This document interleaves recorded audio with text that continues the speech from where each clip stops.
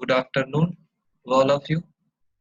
Solid waste management की class में आज हम लोग आगे के टॉपिक्स पढ़ेंगे। लैंडफिलिंग में हम लोगों ने अभी तक देखिए क्या क्या पढ़ लिया है। सोर्स ऑफ सॉलिड वेस्ट क्या होता है, उसके बाद कौन कौन सी चीज़ें इसमें थी, कौन कौन से कंपोनेंट होते हैं, ये डोमेस्टिक कंपोनेंट, फिर ये agricultural, biomedical, demolition, plastic waste और ई वेस्ट। फिर कैसे इसका जो हम लोग फंक्शनल एलिमेंट्स कौन कौन से हैं, कैसे सॉलिड वेस्ट मैनेजमेंट सिस्टम काम करता है ये देखा था। कौन कौन से प्रोसेसेस होते हैं, टेक्निक कौन कौन सी है, ये हम लोगों ने जाना था। लैंडफिल के बारे में क्या होता है, डंप क्या होता है, लैंडफिल क्या होता है। फिर हम लोगों ने डिजाइन और ऑपरेटिंग प्रोसीजर्स देखा था। फिर हम लोग आगे आते हैं। फिर हम लोगों ने देखा था, ये था हम लोगों ने देखा था कि लैंडफिल का पूरा कैसे क्रॉस सेक्शन बनाया गया था, ये सारी चीजें थी।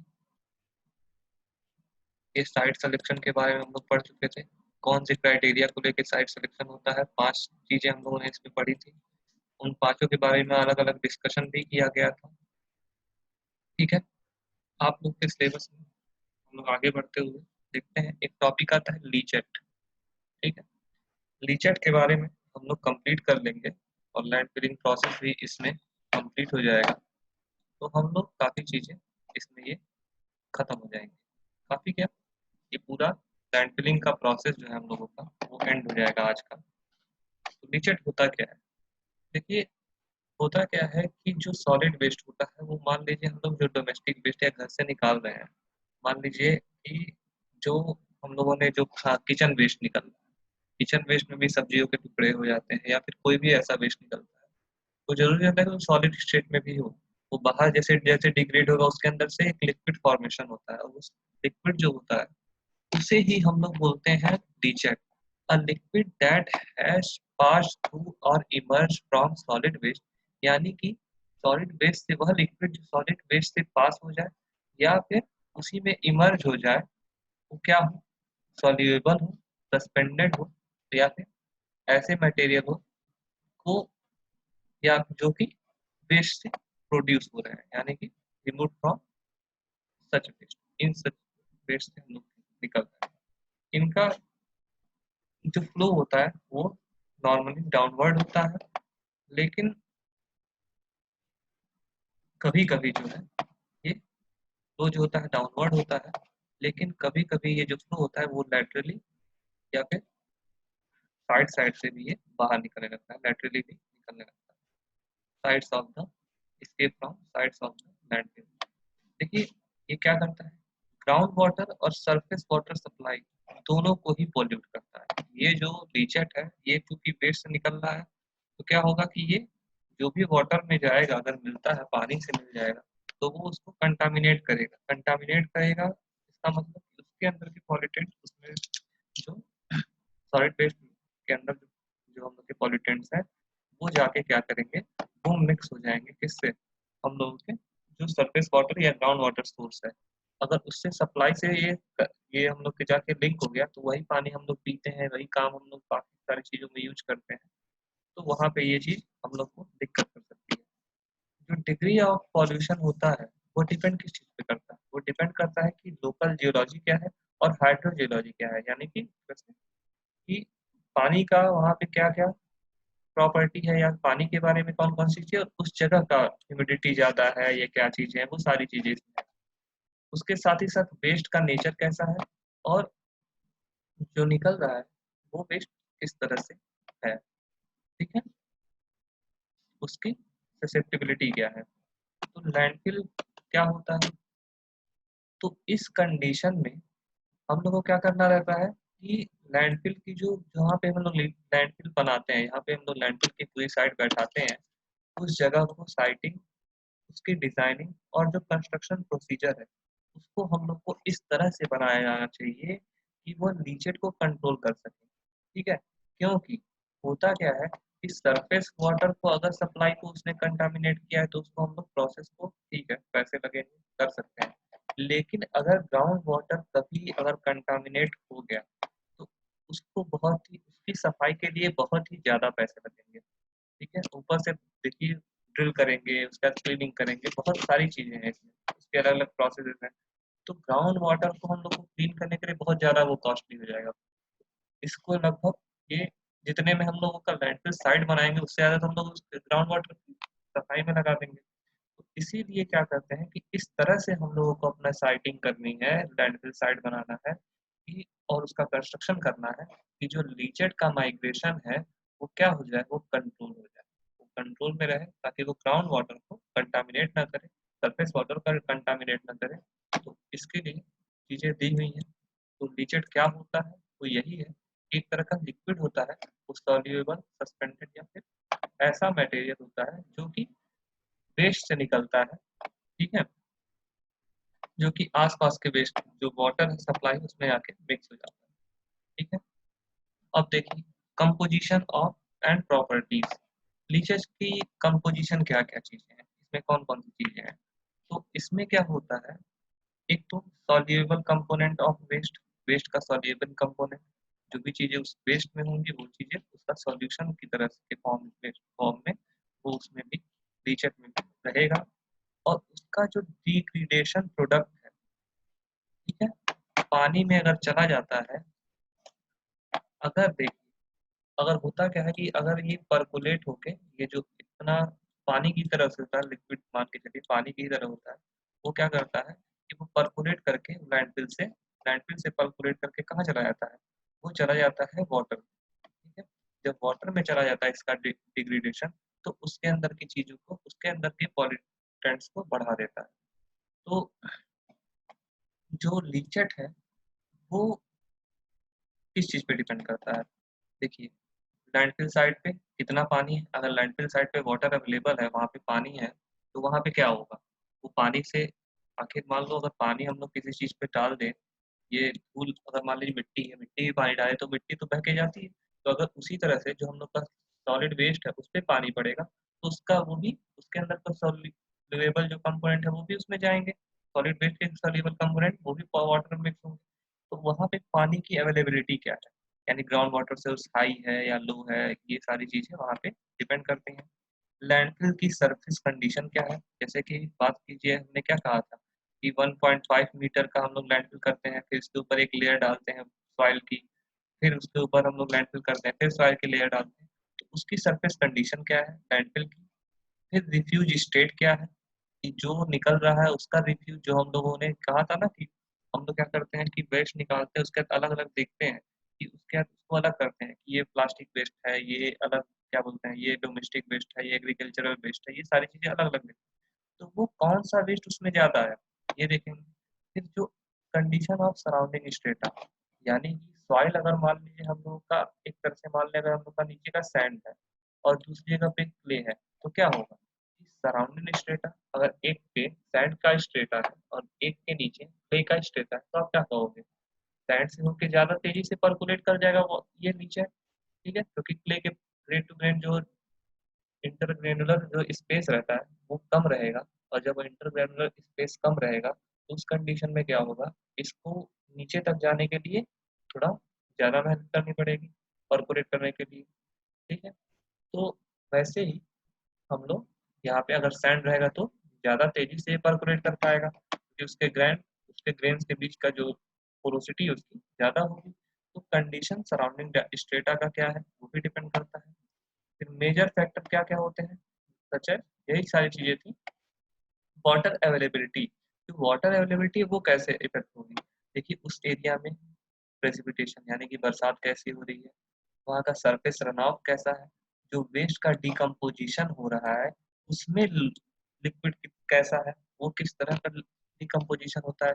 जैसे आप मान लीजिए मैं एक एग्जांपल ले रहा हूँ कि हम लोग एक एग्जांपल लेके चल रहे हैं, कोई भी सब्जी ले लीजिए, कोई भी सब्जी ले लीजिए, आप उसको कुछ देर के लिए बाहर रख दीजिए, तो आपको देखते होंगे उसके अंदर से लिक्विड निकलने लगता है, या फिर आप उसको छू के तो लगा वो गीला है, अगर उसको फेंक दे रहे हैं तो उसके अंदर वो भी एक तरह से लीचेट ही है।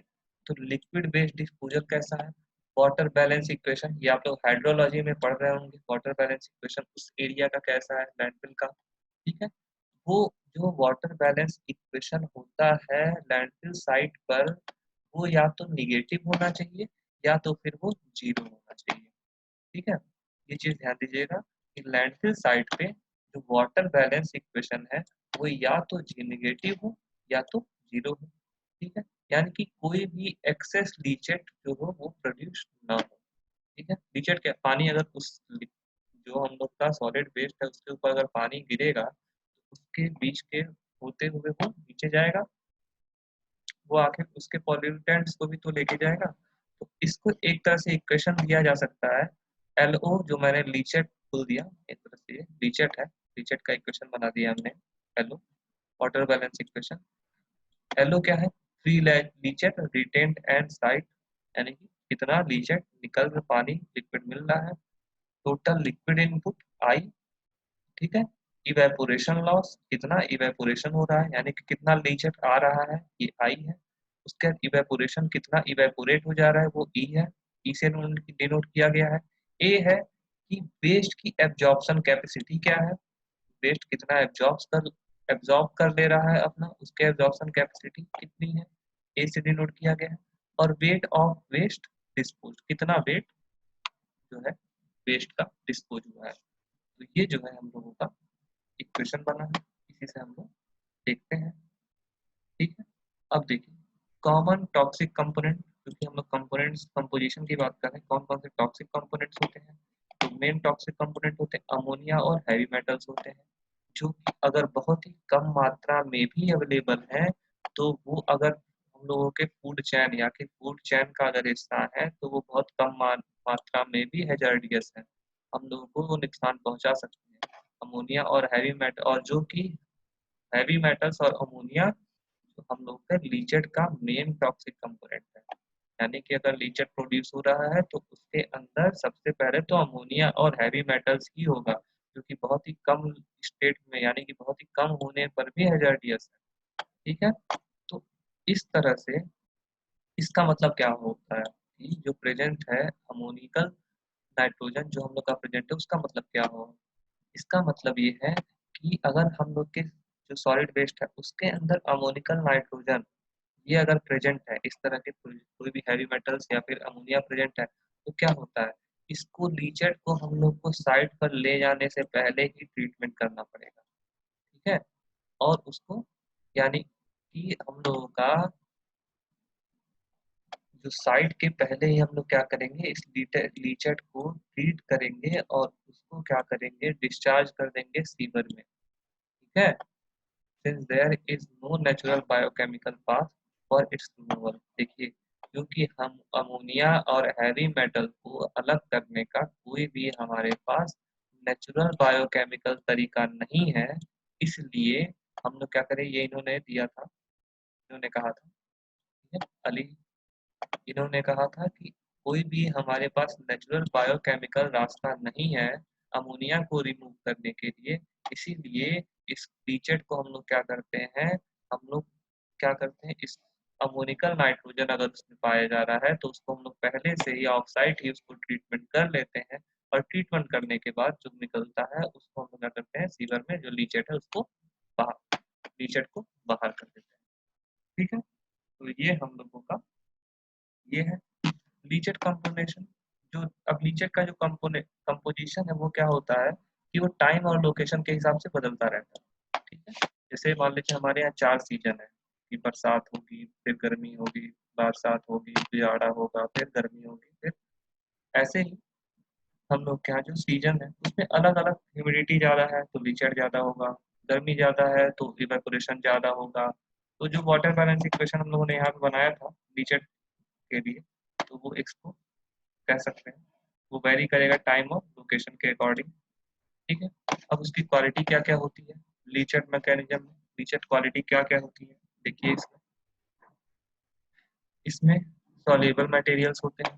ठीक है, लीचिंग कैसे कैसे होती है, लीचिंग ऑफ इनहेरिएंटली सॉल्युबल मटेरियल्स का लीचेट होता है, से लीचेट प्रोड्यूस होता है, बायोडिग्रेडेशन होता है, प्रोडक्ट्स मिलते हैं लीचेट। ठीक है, उसके बाद कौन कौन सा होता है, soluble products of chemical reaction, chemical reactions होते हैं तो उसकी वजह से सॉल्युबल प्रोडक्ट्स मिलते हैं। अगर देखिए जो मैंने कहा कि पानी आता है, बरसता है या फिर प्रेसिपिटेशन होता है, उससे जो होगा वॉश आउट होगा, तो उस कंडीशन में हम लोग का क्या निकलेगा, ये फाइन और कोलाइड्स निकलेंगे, ठीक है, छोटे पार्टिकल्स निकलेंगे। तो ये है, इस तरह से लीचिंग होती है, ठीक है। सॉल्युबल मटेरियल, बायोडिग्रेडेशन प्रोडक्ट या फिर केमिकल रिएक्शन हो गए तो होगा। अब ये किस किस चीज़ पे डिपेंड करता है? डिपेंड करता है कि उस सॉलिड वेस्ट का कंपोजिशन क्या है, साइट की हाइड्रोलॉजी क्या है, साइट पे मतलब पानी की व्यवस्था क्या है, कैसे कैसे वहाँ का हाइड्रोलॉजिकल साइकिल वहाँ पे कैसे वर्क करता है, वहाँ पे पानी कितना प्रेसिपिटेशन होता है, पानी कितना पानी वहाँ पे बरस रहा है, कॉम्पैक्शन क्या है। वही मैंने बताया कि सैंड है तो भाई वहाँ पे पानी लीचेट ज़्यादा तेजी से ग्राउंड वाटर में जाएगा, तो कॉम्पैक्शन कैसा है उस, देखिए अब मान लीजिए कि हम एक ये ब्लॉक बना देते हैं, ठीक है? ये देखिए हमने यहाँ पे सॉलिड वेस्ट में हम लोगों ने ये लैंडफिल कर दिया, उसके बाद हमने क्या किया, ये लैंडफिल कर दिया, ठीक है, ये प्रोडक्ट लैंडफिल कर दिया, ठीक है। तो कॉम्पैक्शन यानी कि इसका कॉम्पैक्शन देखिए कैसा है, इसका कॉम्पैक्शन क्या है, हमने क्या कहा था कि उसको छोटे से छोटे फॉर्म में तोड़ के, जैसे हम लोग कहते हैं ना बॉटल को क्रश करते हैं उसके बाद फेंकते हैं, वैसे उसको जितना ज़्यादा छोटा कर सकते हैं उसको छोटा करने के बाद हम लोग लैंडफिल करते हैं। ऐसे हम लोगों ने मान लीजिए एक जगह पे इतना छोटा हम लोगों ने कर दिया है और एक जगह पे ये ऐसे प्रोडक्ट फेंक दिया है, तो उसका कॉम्पैक्शन क्या है उस पर भी डिपेंड करता है। अगर इस पे प्रेसिपिटेशन हुआ तो क्या होगा, यहाँ से पानी ज़्यादा तेजी से नीचे फ्लो कर जाएगा, यहाँ पे होगा तो उसको टाइम लगेगा, तो क्या होगा, इसलिए कॉम्पैक्शन भी डिपेंड करता है। हम लोगों ने उसके साथ ही साथ जो हम लोगों ने उस दिन बात की थी कि दो तरह के कवर होते हैं, एक हम लोग का मेन जो ऊपर का कवर होता है, उसके साथ ही साथ दिन में जैसे एक बार हम लोगों ने लैंडफिल किया फिर उसके ऊपर कवर लगा, एक सोलिंग कर दी, सॉइल लगा दिया, फिर 1.5 मीटर का हम लोगों ने अगले दिन का काम किया, अगले दिन उसमें हम लोगों ने क्या किया, वेस्ट डाला, उसके ऊपर हम लोगों ने कवर लगा दिया। दो तरह के हम लोगों ने कवर की बात की थी। कवर का किस तरह से डिजाइन किया गया है, कितने देरी तक वेस्ट एज क्या है, वो वेस्ट कितने दिन में डिग्रेड होता है, वो उसका उसका वेस्ट एज है, तो कितने दिन में वो डिग्रेड हो जाएगा, कितने देर तक वहां पे रहेगा, ठीक है। सैंपलिंग प्रोसीजर्स भी क्या क्या चीजें होती हैं। फिर इंटरेक्शन ऑफ लीचेट, ये भी बहुत इंपॉर्टेंट चीज है। इन्वायरमेंट में वो जो लीचेट है उसका, लीचेट यानी कि उस लिक्विड का जो इन्वायरमेंट है उससे इंटरेक्शन, वो कितने देर तक हमारे इन्वायरमेंट में जिंदा रह सकता है, ठीक है। जैसे एग्जांपल के मैं देख ले लूँ, अगर कोरोना वायरस के बारे में आजकल हम एक बहुत देख रहे हैं, तो इसलिए उसी को अगर हम लोग लेके चलें, वैसे ना मेटल पे इतने दिन के लिए रह सकता है, बॉडी पे इतने दिन के लिए रह सकता है, लकड़ी या वुड है तो उस पे इतने दिन के लिए रह सकता है। तो वही चीज़ यहाँ पे भी कि लीचर जो होता है वो इन्वायरमेंट में उस कंडीशन में वहाँ पे जो हम लोग बात कर रहे हैं, जिस जगह पे हम लोगों ने साइट बनाई है उस जगह पे ये कितने देर तक रह सकता है, उसकी बात यहाँ पे की जा रही है, ठीक है। तो ये है। फिर ये भी डिपेंड करता है कि हम लोगों ने लैंडफिल डिजाइन और ऑपरेशन कैसा कैसा उसका ऑपरेशनल फंक्शन है। ये देखिए अभी हम लोगों ने बात की थी यहाँ पे कि हम लोग को इस हिसाब से डिजाइन करना रहता है, साइटिंग डिजाइनिंग या फिर कंस्ट्रक्शन प्रोसीजर की लीकेज जो है ग्राउंड वाटर को कंटामिनेट ना करे या फिर उसका माइग्रेशन ना हो पाए। तो वही है, यहाँ पे भी दिया है कि लैंडफिल डिजाइन कैसी है, उसका ऑपरेशन कैसा कैसा है, ये सारी चीजें। फिर देखिए कि लीचेड प्रॉपर्टीज और कंपोजिशन, इसमें कौन कौन से कंपोजिशन हम लोगों के हैं। देखिए pH rate, waste fresh waste में कितना होता है, एज्ड जो मैंने बताया वेस्ट की एज पे डिपेंड करता है, एज्ड वेस्ट बहुत ज़्यादा दिन तक है तो उसका वेस्ट पे पीएच वैल्यू कितनी होती है, वेस्ट विथ हाई मॉइस्चर है तो उसका पीएच वैल्यू क्या है, ये लीचेड के कंपोजिशन। तो ये आप लोग इसमें मेन मेन जो पीएच हुआ, सीओडी है, बीओडी है, टीयूसी सी है, फिर वोलेटाइल एसी है, ये पढ़ लीजिएगा, अमोनिया, फिर ये पढ़ लीजिए, सोडियम देख लीजिए, या मेन मेन इसके जो भी पॉइंट्स हैं, अब मैं इसमें ज़्यादा नहीं बताऊंगा तो क्योंकि इसमें सारी चीज़ें ही इंपॉर्टेंट हैं, तो एक बार आप लोग देख लेंगे तो बेटर होगा। ये पूरा याद कर लीजिएगा, प्रैक्टिस कीजिए, याद हो जाएगा, ठीक है। ये होता है लीचेट के कंपोजिशन। अब देखिए माइग्रेशन कैसे कैसे होता है, ये देखना बहुत ही मुश्किल है कि हम लोग का जो लीचेट का मूवमेंट है वो कैसा हो रहा है। मैंने कहा था डाउनवर्ड होता है जनरली, लेकिन कभी कभी साइड से भी निकलता है, स्केप होता है, लैटरली भी होता है। तो ये चीज प्रिडिक्ट करना कि मूवमेंट लीचेट का किस तरह से होगा, ये बड़ा ही मुश्किल काम है, ठीक है।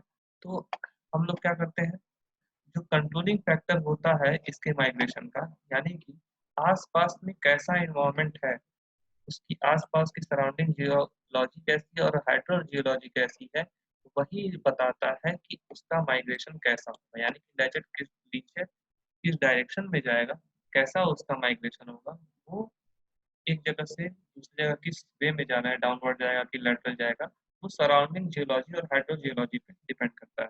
ठीक है, अगर देखिए इस अगर सरफेस वाटर पे जाता है, सरफेस वाटर की तरफ जा रहा है, तो मैंने बताया लेटरली, अगर बगल में नदी है उसकी तरफ जा रहा है तो उसको हम लोग कंट्रोल कर सकते हैं।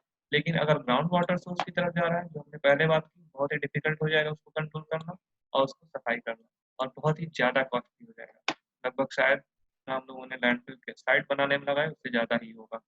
ठीक है, degree of ground water contamination is affected by physical, chemical and biological action. ठीक है, ये फिजिकल, केमिकल और बायोलॉजिकल एक्शन पे डिपेंड करता है ग्राउंड वाटर का कंटामिनेशन। ठीक, relative importance of each process में देखिए, अब फिजिकल, केमिकल और बायोलॉजिकल जो एक्शन हो रहे हैं उसका जो हर अलग अलग फिजिकल प्रोसेस है या केमिकल प्रोसेस है या फिर बायोलॉजिकल प्रोसेस से हो रहा है, वो लीचेट के मूवमेंट में अलग अलग चीजें दिखाती है कि सब सरफेस रीजन कैसा है। अब ये देखिए कि मान लीजिए हम लोग का ग्राउंड जो नीचे का है, ठीक है? ये नीचे का जो हम लोग का पोर्शन है और ये साइड में, ठीक है? यहाँ पे हम लोगों ने सैंड फिल है, यहाँ पे अगर हम लोग सैंड कर दिया, यहाँ पे हम लोग क्ले की बात करें, यहाँ पे दो ही का मैं एग्जाम्पल ले रहा हूँ, तो क्या होगा, हम लोग को पता है कि लीचेट जो है नीचे तो जा नहीं पाएगा, क्ले है यहाँ से नीचे जाना उसके लिए मुश्किल हो जाएगा, उसको क्या होगा सैंड से ही होके जाना रहेगा, वो लैटरली फ्लो करने लगेगा। तो वो हम लोग का होता है फिजिकल, ये फिजिकल में आ गया। केमिकल में इसकी केमिकल, सॉइल की केमिकल प्रॉपर्टीज क्या क्या है, कौन कौन सी चीजें हैं, अगर कुछ ऐसा हो जो कि इससे रिएक्ट करके केमिकली, अगर लीचेट इस सॉइल से रिएक्ट करके ज्यादा तेजी से बह जाए तो भी डिपेंड करता है। तो उसकी रिलेटिव इंपॉर्टेंस सबकी अलग अलग है, हर एक प्रोसेस की चेंज भी हो सकती है, ये नहीं है कि फिजिकल, केमिकल, बायोलॉजिकल एक्शन तीनों में बराबर ही होगा, तो ईच प्रोसेस में चेंज हो सकता है। ठीक है, सब सरफेस रीजन में भी लैंडफिल जा सकते, ये जा सकते हैं चीजें। अब देखते हैं आगे इसका कंट्रोल कैसे किया जाए। तो इसके कंट्रोल करने के लिए हम लोग क्या कर सकते हैं, जैसे हम लोग की आज के एग्जाम्पल में मैं फिर से कोरोना का ही नाम लूंगा। कोरोना को रोकने का कोई इलाज तो है नहीं हमारे पास, हम लोग के पास कोई दवा तो नहीं है। हम लोग क्या कर रहे हैं, हम लोग घर पे बैठे हुए हैं, अपने घर से ही पढ़ाई कर रहे हैं, हम लोग पढ़ा रहे हैं, आप लोग पढ़ रहे हैं। तो तो सबसे बड़ा एक जो तरीका है इसको रुकने का, प्रिवेंशन। जैसे हम लोग घर पे क्या है, हाथ धुलिए 10 मिनट पे, हर 10 मिनट पे हाथ धुलते रहिए, सैनिटाइज करते रहिए, ये सारी चीजें हैं। तो उसका prevention is the best cure. Leachate को कंट्रोल करने का सबसे अच्छा तरीका क्या है, प्रिवेंशन। ठीक है, पहले ही हम साइट की डिजाइनिंग ऐसे ही कर दें कि हम लोग का जो है लीचेट जो है उसमें ज्यादा से ज्यादा हम उसको रोक सकें। ठीक है, it is necessary to control liquid excess collection और ट्रीटमेंट। ये जो है उसका लिक्विड का जो लीचेट है उसका एक्सेस कैसे हो रहा है, उसका कलेक्शन सही से हो रहा है और उसका ट्रीटमेंट कैसे होगा, ये चीजें बहुत ही जरूरी है। ठीक है, तो उसके लिए क्या करता है, नेचुरल दो चीजें हम लोग लाइनिंग प्रोवाइड करते हैं, जो हम लोगों ने यहाँ पे देखिए हम लोगों ने बात की थी, तो पहले आया था इसमें, इस स्लाइड में, ये हम लोगों ने लाइनिंग के बारे में बात की थी। ये लाइनिंग बहुत ही अच्छी डिपेंड करती है। ठीक है, ये लाइनिंग कैसी होगी, ठीक है, इसी पे डिपेंड करेगा कि उसका जो लीचेट का फ्लो होगा वो कैसा होगा। ठीक है, वापस आ जाते हैं, तो लाइनर्स प्रोवाइड करते हैं, लाइनर के बारे में हम लोग पहले ही पढ़ चुके हैं। ठीक है, तो ये देखिए नेचुरल लाइनर्स, लाइनर्स दो तरह के होते हैं। ठीक है, लाइनर्स होते हैं नेचुरल, नेचुरल में कॉम्पैक्टेड क्ले या फिर सेल लगाते हैं, बिटुमिनेट का यूज करते हैं या फिर सॉइल सीलेंट का यूज करते हैं, जो कि लेस परमिएबल हो और क्या हो, जिसपे केमिकल रिएक्शंस कम हो, जो कि केमिकल रिएक्शन को रेजिस्ट करे, और जो जो एब्जॉर्प्शन है उसकी प्रॉपर्टी भी कम हो। ठीक है, वो गुड एब्जॉर्प्शन प्रॉपर्टी। अब देखिए ये क्या है, अब जनरली डू नॉट एक्ट, अब देखिए ये क्या है, अब हम लोगों ने क्ले से लगा दिया या फिर हम लोगों ने क्या किया, बिटुमिनस बिटुमिनस का या सॉइल सीलेंट डाल दी, लगा से लाइनिंग कर दी, उसका मतलब ये जरूरी नहीं है। इट जनरली ये जो होता है वो थ्रू कंटामिनेंट बैरियर के रूप, कंटेनमेंट बैरियर के रूप में काम नहीं करता है, यानी कि ऐसा नहीं कि जरूरी है कि ये रोक ही लेगा, ये रोकेगा नहीं, क्योंकि कभी कभी लीचेट का जो हम लोगों का लीचेट का जो पार्टिकल्स होते हैं, जो जो हम लोग का उस लिक्विड पार्टिकल्स है, वो इतने छोटे हो जाते हैं कि वो क्ले के अंदर से ही फ्लो कर जाए। तो हो सकता है कि जो लीचेट होगा वो उसके अंदर से भी निकल जाए। तो उसके लिए हम लोग क्या करते हैं, सिंथेटिक लाइनिंग करते हैं। सिंथेटिक लाइनिंग के लिए जियो मेम्ब्रेन लगाते हैं। ठीक है। हाई मीडियम डेंसिटी पॉलीथीन का यूज करते हैं, हाई मीडियम डेंसिटी पॉलीथीन का यूज करते हैं। और जनरली ये जो होता है लेस परमिएबल होता है, आसानी से इसको लगाया जा सकता है, रिलेटिवली स्ट्रांग होता है और गुड डिफॉर्मेशन कैरेक्टरिस्टिक होता है। अब कुछ सिंपल से आप चूज कीजिए कि अगर हम लोगों ने यहाँ पे क्ले का लेयर लगा दिया और एक जगह पे हम लोगों ने क्या किया, यहाँ से यहाँ तक प्लास्टिक डाल दी अच्छी क्वालिटी की, तो क्या होगा, लिक्विड किससे कम फ्लो करेगा। अगर दोनों में कंपेयर किया जाए, एक पे हम लोगों ने क्या किया है, हम लोगों ने क्ले की लाइनिंग की है, दूसरे पे हम लोगों ने प्लास्टिक लगा दिया है, तो जाहिर सी बात है प्लास्टिक से पानी या लिक्विड कम फ्लो करेगा। तो वही चीज है, जियो मेम्ब्रेन लगा दिया था। देखिए कुछ जगहों पे क्या होता है, अब ये सिर्फ जियो मेम्ब्रेन लगाने का मतलब क्या होगा कि पानी भी फ्लो नहीं कर पाएगा नीचे। ठीक है। तो उसके लिए देखते क्या है कि कुछ जगहों पे नेचुरल और जियो मेम्ब्रेन लाइनिंग का दोनों का यूज किया जाता है, कंबाइंड रूप से यूज किया जाता है। क्या करने के लिए, तो इनहेंस द ओवरऑल इफिशियंसी। ठीक है। अगर हम लोग प्लास्टिक और क्ले दोनों की लेयर डाल देंगे तो भाई और अच्छे से इसको रोक पाएगा। अगर प्लास्टिक किसी तरह से मान लीजिए कहीं फट गया या फिर इसकी अगर वेट ज्यादा है तो फट गया, तो हो सकता है ये रोक। ठीक है। तो नेचुरल और जियो मेम्ब्रेन को अगर कंबाइंड रूप से लगा देते हैं तो उसकी ओवरऑल एफिशिएंसी और बढ़ जाती है। कंटेनमेंट सिस्टम जो हम लोगों ने कंटेनमेंट बैरियर हम लोग को लगा रहे हैं ताकि ये नीचे नीचे ना जा पाए, तो उसके में क्या होगा, उस कंडीशन में अगर दोनों की लाइनिंग की जाए तो उसकी एफिशिएंसी बढ़ जाएगी। यहाँ पे आप देख ही सकते हैं कि प्लास्टिक और क्ले दोनों लगा देंगे तो उसकी बढ़ जाएगी। तो आप क्या करते हैं, सम ऑफ लीचेट कलेक्शन सिस्टम। कुछ लीचेट कलेक्शन सिस्टम में क्या होता है, इम्परमिएबल लाइनर्स का यूज करते हैं, ग्रेनुलर मटेरियल्स का यूज करते हैं और कलेक्शन पाइपिंग का यूज करते हैं। लीचेट जो होता है वो storage tank, leachate storage tank लगाते हैं, यानी कि जो यहाँ पे आप लोगों ने देखा होगा। ठीक है। हम लोगों ने इस डायग्राम में देखा है, पहले वाला ये देखिए इस डायग्राम में हम लोगों ने देखा है कि ये जो हम लोगों का है, यहाँ पे लीचेट के लिए हम लोगों ने देखिए leachate pump up storage tank, ये स्टोरेज टैंक लगाया गया है यहाँ पे। यहाँ से लीचेट को पंप करके बाहर कर दिया जाता है। वही चीज है leachate storage tank, safe disposal, leachate के सेफ डिस्पोजल के लिए लीचेट स्टोरेज टैंक लगा दिया जाता है।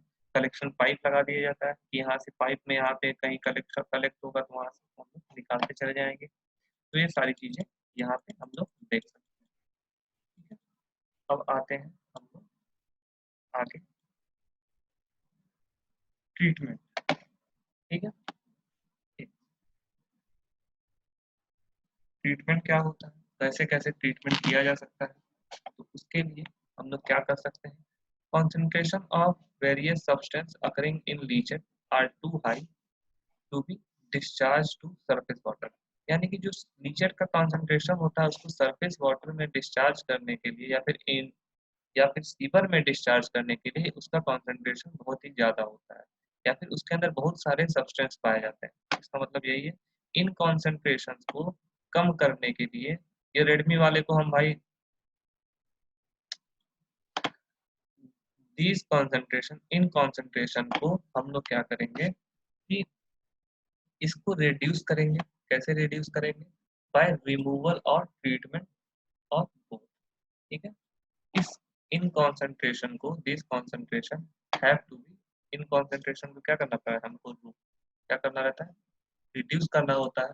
रिड्यूस कैसे करते हैं, उसको हम रिड्यूस करते हैं या तो रिमूव करके या तो फिर क्या करते हैं, ट्रीटमेंट या फिर दोनों करते हैं। ठीक है। इन कॉन्सेंट्रेशन को कम करने के लिए various treatment of leachate include, leachate को वेरियस ट्रीटमेंट, कौन कौन से ट्रीटमेंट, लीचेट रिसर्कुलेशन। अब देखिए इन सब चीजों के बारे में बात करेंगे।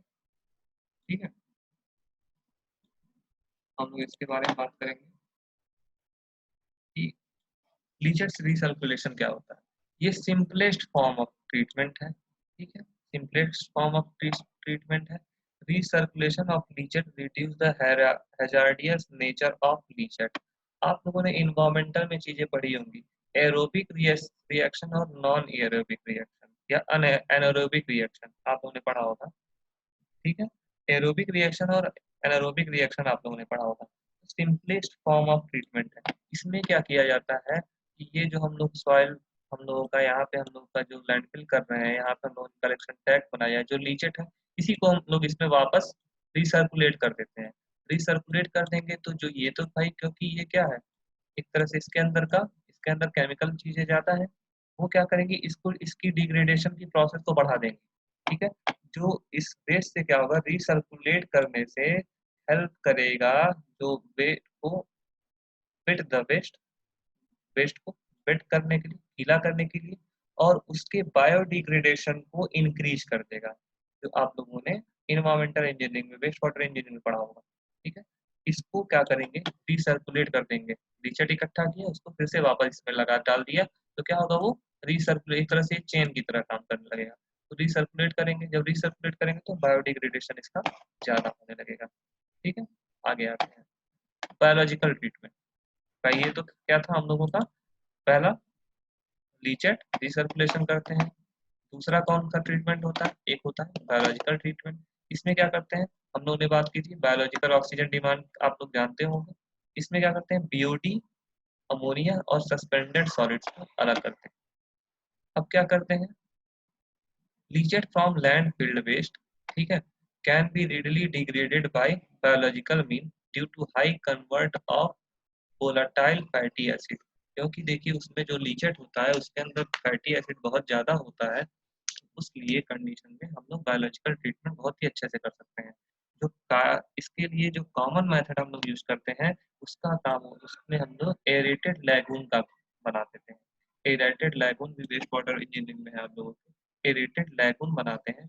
वहाँ पे एक स्पेस, यानी कि ये क्या होता है, एक स्पेशल डिवाइस होता है जिसमें जो कि इनहेंस कर देता है एरोबिक प्रोसेस ऑफ डिग्रेडेशन को ऑफ ऑर्गेनिक सब्सटेंस, यानी कि ऑर्गेनिक सब्सटेंस के एरोबिक प्रोसेस को बढ़ाने के लिए हम लोग एरेटेड लैगून बना देते हैं। एक्टिवेटेड स्लश प्रोसेस का यूज करते हैं। एक्टिवेटेड स्लश प्रोसेस भी आप लोग के वेस्ट वाटर इंजीनियरिंग में, जो कि क्या करता है, एरेटेड जो कि ये जो एक्टिवेटेड स्लश प्रोसेस है वो क्या है, वो है एरेटेड लैगून से थोड़ा अलग है।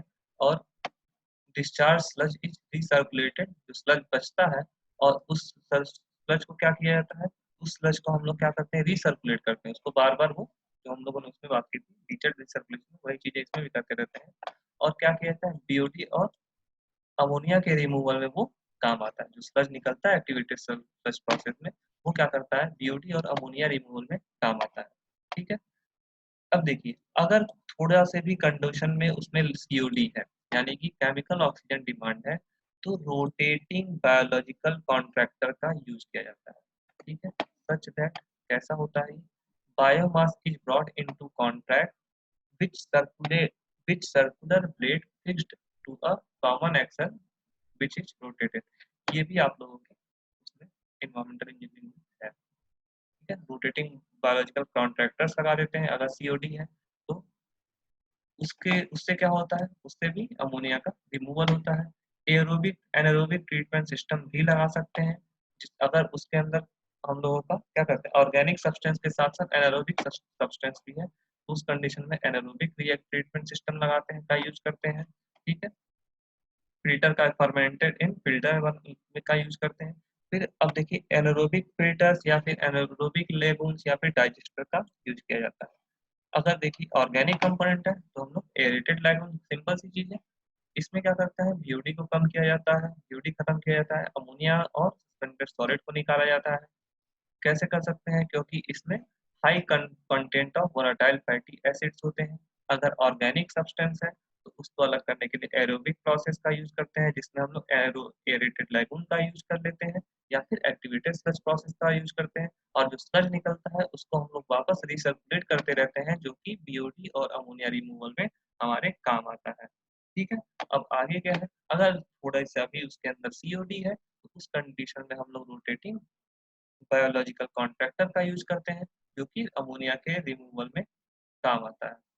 ठीक है, अब जो है आगे की बात, एनारोबिक ट्रीटमेंट सिस्टम का भी यूज करते हैं अगर कॉम्प्लेक्स ऑर्गेनिक मटेरियल्स है। यहाँ पे तो नॉर्मल ऑर्गेनिक सब्सटेंस है तो ये सारी चीजें कर सकते हैं। अगर कॉम्प्लेक्स है तो उस कंडीशन में एनारोबिक फिल्टर, एनारोबिक ग्लाइकोन या फिर डाइजेस्टर का यूज किया जा सकता है। आगे चलते हैं, फिजियोकेमिकल ट्रीटमेंट। ठीक है, फिजिकोकेमिकल ट्रीटमेंट है। ठीक है, इसमें क्या करते हैं, इफ्लुएंट स्टिल कंटेंट सिग्निफिकेंट। अगर देखिए ये दोनों प्रोसेस के बाद जो इफ्लुएंट यानी कि इफ्लुएंट और इनफ्लुएंट भी आप लोगों ने पढ़ा होगा, उसमें आप लोगों ने देखा होगा, वेस्ट वाटर इंजीनियरिंग में है आप लोगों को, इफ्लुएंट और इनफ्लुएंट दो चीजें थी। इफ्लुएंट जो है, अगर जो है वो इतने ट्रीटमेंट के बाद भी उसके अंदर थोड़े बहुत सब्सटेंस रह जाते हैं, अगर वो सब्सटेंस रह जाते हैं तो फिजिको केमिकल ट्रीटमेंट प्रोसेस का हम लोग यूज करते हैं। ठीक है, इस तरह के सिस्टम का हम लोग यूज कर प्रोसेस का यूज कर देते हैं, उस तरह का हम लोग इंस्टॉलेशन कर देते हैं। क्या करने के लिए, improve improve the leachate equipment quality, जो लीचर हो रहा है उसको क्वालिटी को करने के इम्प्रूव करने के लिए हम लोग क्या करते हैं, इस तरह का यूज कर इस प्रोसेस का यूज करते हैं, इस ट्रीटमेंट का यूज करते हैं। अब इसमें क्या आता है, जैसे आप लोगों ने बात की होगी सेडिमेंटेशन और फ्लॉकुलेशन। सेडिमेंटेशन और फ्लॉकुलेशन करते थे ना, सेडिमेंटेशन में क्या होता है, वो अपने वेट से खुद ही नीचे बैठ जाता है जो भी पार्टिकल होते हैं, और फ्लॉकुलेशन में क्या होता है, उसके फ्लॉक्स बन जाते हैं। कोएगुलेशन में क्या होता है, हम लोग एलम डाल देते हैं तो छोटे पार्टिकल्स भी सस्पेंडेड सॉलिड नीचे बैठ जाते हैं। तो क्या करते हैं, इस प्रोसेस में फिजिको केमिकल प्रोसेस ट्रीटमेंट में क्या होता है, फ्लॉकुलेशन प्रेसिपिटेशन का यूज किया जाता है। ठीक है, इसमें क्या करते हैं, एडिशन ऑफ केमिकल्स, इसमें कुछ केमिकल एक्स्ट्रा केमिकल डाल देते हैं जो कि मेटल को ब्लॉक फॉर्मेशन में सहायता करता है, और वो क्या करता है, ऊपर ब्लॉक्स बन जाते हैं, उसको हम लोग अलग कर देते हैं। ठीक है, separation of the flocs from water takes place by sedimentation और जो हम लोगों ने बात की एब्जॉर्प्शन और रिवर्स ऑस्मोसिस, आरओ प्रोसेस, इसको हम लोगों ने जो बात की थी। ठीक है, लैंडफिल प्रोसेस, इसकी क्लास तो आज के लिए इतना ही।